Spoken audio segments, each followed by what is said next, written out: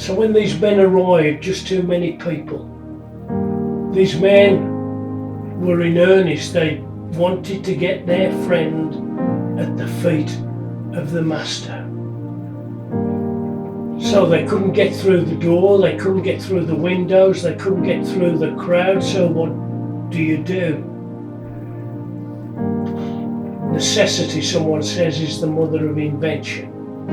So these men make their way onto the roof of the house, and the man also is lifted up onto the roof, and they begin to take away the roof.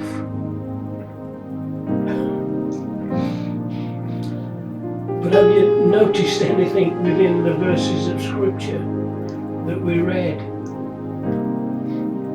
That there's not a word from the Lord.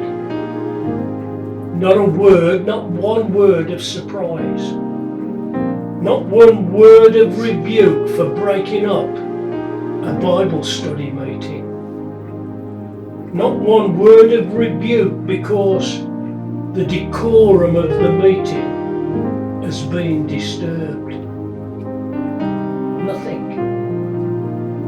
But look at verse 20 and look at those two words. Their faith. Jesus saw their faith.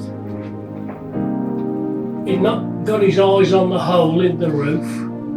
He'd not got his eyes on the debris all around him. He'd not got his eyes on the Bible study, his teachings being interrupted so rudely.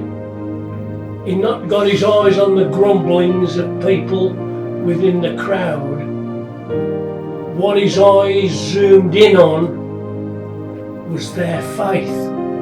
He saw their faith. That's what moved him. Not the faith of the congregation, not the faith of even the sick man, but it was their faith, the people who had brought him to the meeting.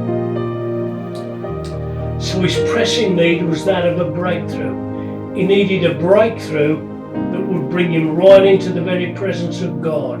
A breakthrough that would bring him into a place where the power of the Lord was present to heal.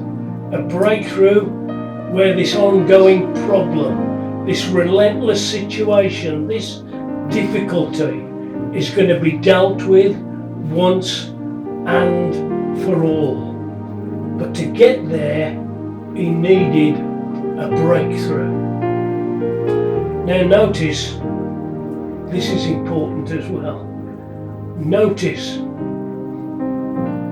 that this was a breakthrough that was initiated by man in order to touch God.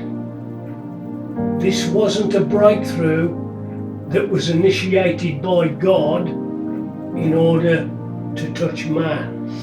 It was the opposite way around. Initiated by man in order to touch the Master.